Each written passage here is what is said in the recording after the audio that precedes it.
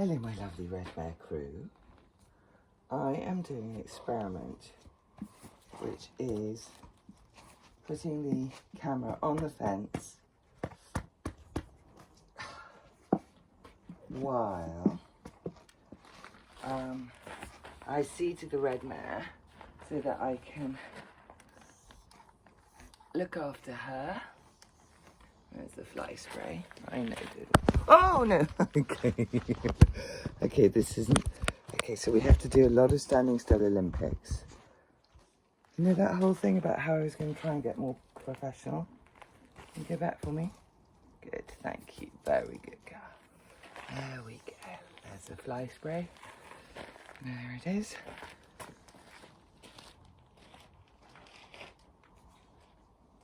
And the reason this one is in a bottle like this is that we make it ourselves. It's all kinds of things, citronella and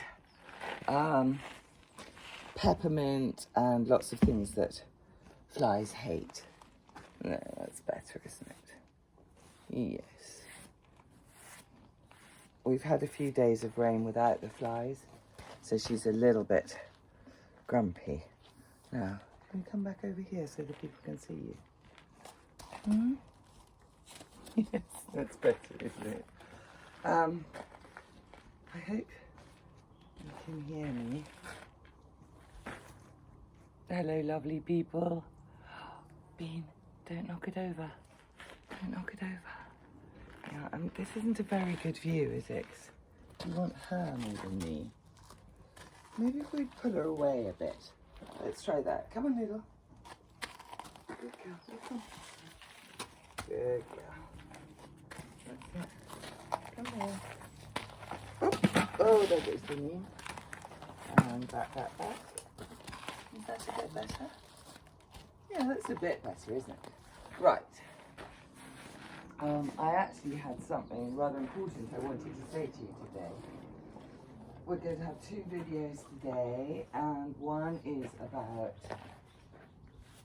teaching your horse to lead kindly on a loose rope, which I think is vital for so many reasons, and it's something that hardly any British people do. It's just not what we were taught when we were little. We were taught... Actually, should I demonstrate? Come here, Bibba. Can you come back for me?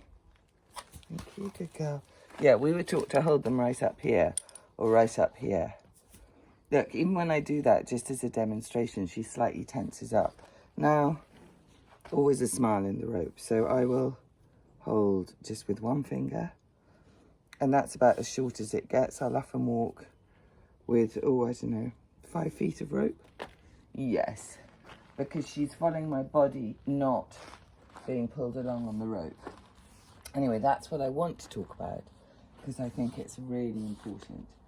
It makes your horsing life so much easier and so much more fun, and you're much less likely to get grumpy with your horse because it's not dragging you and pushing you around the place. So, that's what I wanted to talk about, but I suddenly realised that I need to talk to you first about personal space. And that was also something that most traditional English horse people, and when I say English, I mean the English style of horsing, rather than English as in nationality, it's what most English horse people don't do. You see a lot of horses who are running into their humans, running over their humans, stepping on their humans' feet.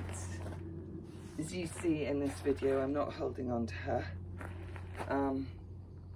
And she and I have got a beautiful personal space thing going. She's completely under her own control. She's not wandering about. We have an agreement, don't we? And the funny thing about this is I learned all this from a man called Warwick Schiller. Oh, you scratchy. And then I did some work with a lovely man called Robert Gonzalez. I learned a lot from Anna Blake. I had an incredible couple of summers with Justin Cahoon, who's a beautiful Australian horseman. And I learned from lots of other ones, Buck Brannaman, on you know, in films and videos, and also Tristan Tucker is very good. And as I learned all this from all these different people, yes, sorry, I've completely lost my train of thought. Well, let's just go on. It's about the learning and about the people I learned it from. I started to see, yes, the incredible practical advantages. So this, what you see here, where she's just completely relaxed. She doesn't have to be tied up, she's just ground tied. And we've got this lovely personal space thing going, where she's not pushing over me, she's not stepping on me. Clever girl. It just means that our relationship is so much easier, so much more filled with love, really, because there isn't that, oh, get off me. Right. Okay, good girl. Yes, so I was going to talk about the leading thing, which I think is incredibly important, but then I suddenly realised before you can do the leading, you've got to have the personal space. And personal space is just not something we talk about in this country. And I'm so used to creating personal space with my horses that I almost can't even remember how I do it. It's pretty much the first thing I'll do with a horse when she arrives. And I think my experience is that you have to do it differently with each horse. Yes, you scratchy. Are you? So with one like this who's quite reactive, or was when she arrived, and quite responsive and quite emotional, I didn't have to do very much to get her out of my space. I want to talk to you there, but then I have to crouch down and I'll get a bad back. I'll go back to brushing. Yes, if you've got one of those horses who's taught to be really pushy and bargy, and I say taught advisedly because I'm afraid it is humans that teach them to do that, even though the human being doesn't know that's what they're doing. You may have to use quite a lot of energy to get them out of your personal space. I've got a friend who's working with a new horse, and she's had to use a really big flag to flap him out of her space. With my little Florence, who arrived last year, she's such a sensitive person that I just had to lift my hand to get her out of my space. With shutdown ones, you want to be really careful. We had a shutdown one also arrived a year ago, because you do need to get them out of your space, but the point with shutdown ones is that you need to connect with them. So you're constantly walking that fine line of, you've got to stay out of my space, but I'm your person. So I really played around with a lot of different things with her, and always tried to use the minimum of energy, because, you know, I wanted her to come into me. I wanted her to see me as the reliable human, as the good human.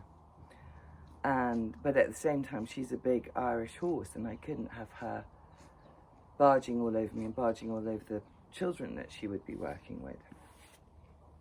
So,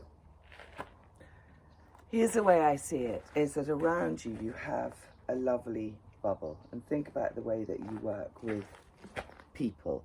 If somebody suddenly marched up to you and went like that, you'd freak out, wouldn't you? If someone just stands too close to you when they're talking to you, you don't like it. It's instinctively, humans need space, and horses do too. So just as I expect her to respect my personal space, well, we can still be connected, but we've got a beautiful space between us. I will respect hers. Now, all the time when I'm stroking her and rubbing her, and I do love stroking them and rubbing them, I'm very affectionate with my horses. I'm always looking for any sign of that's too much. So if she tightens up at all, if there's a worry line, if she suddenly turns her head away, I'll step away and just give her some room. And she generally loves me. Giving her lots of love and kisses. But there are some days when she's just not in the mood. And again, it's exactly the same as humans. Exactly the same, isn't it? Yes. So today she's feeling very cuddly, I can tell.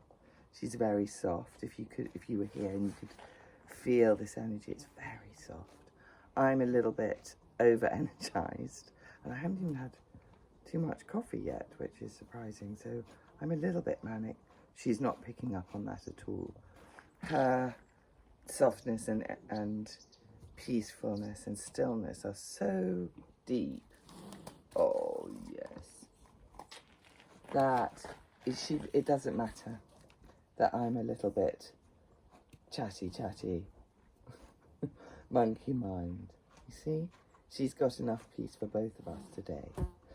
On other days it'll be the other way round, where she'll be a little bit jangly and jumpy, and I'll have to call on all my peace.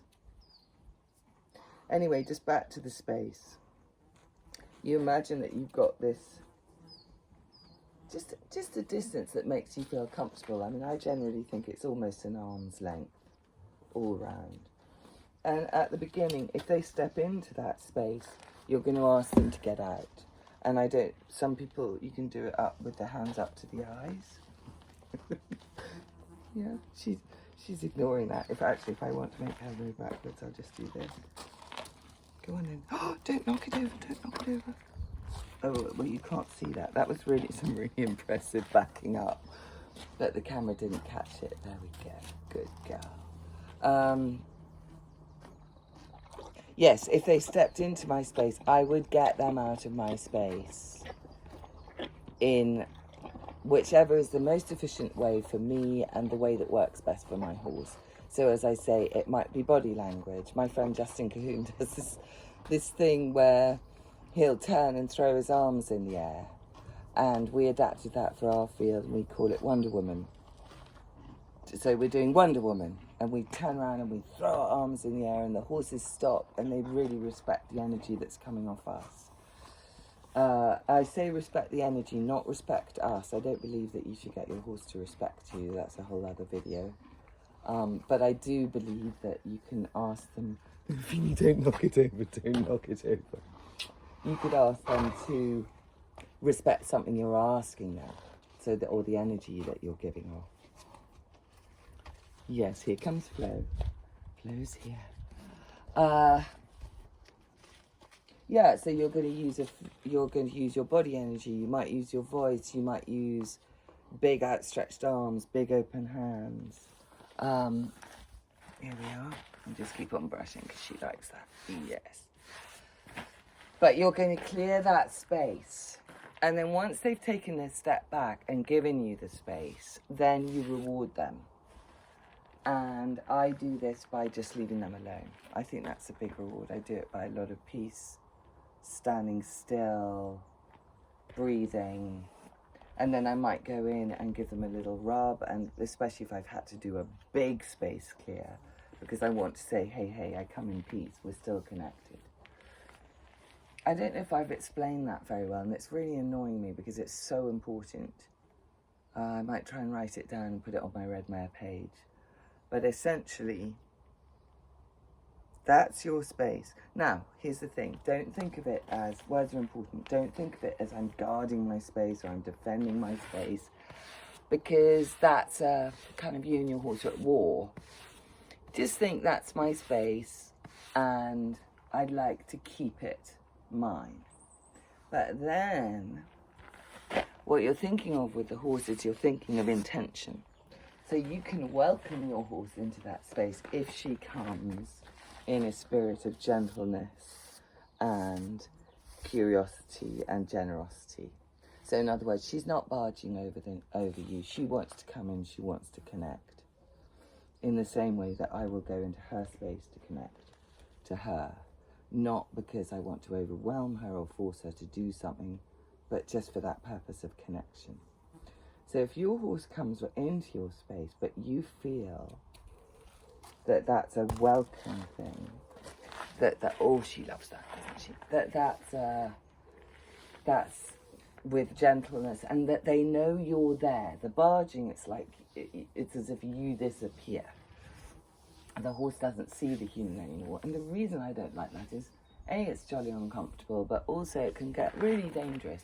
You know, if you've got a bargy horse, you're up against a fence, you've got absolutely no way of getting that horse off you, you're going to get squashed against that fence and you're going to have a broken rib and you're going to sleep in a chair for 10 weeks. So it's not funny. And my horses all work with children. So I have to have, that's a horrid fly, I have to have safety at the top of my mind. So yes, look for the intention. If it's a gentle intention, if it's, oh, she's so good and happy with this brushing. If it's an inquiring intention, if it's a connecting intention, then absolutely let them in. I used to think that personal space was sacrosanct, and I was insane about defending my personal space. And now I think it's a completely different thing. It's absolutely flexible and to do with the emotion and the intention that you're getting. But I also believe that if you don't establish personal space with your horse right at the beginning, everything else is going to be quite hard. Everything else is going to be harder work. So, those are my thoughts on personal space. I'd love to know your thoughts. This is something I'm learning all the time. I'm always changing my mind about things. As I said, I used to be much more strict about personal space, and now I'm much more flexible. And I feel that's a good change. But I'd love to hear what your experiences are and what your thoughts are. And thank you very much from me and the Red Mare.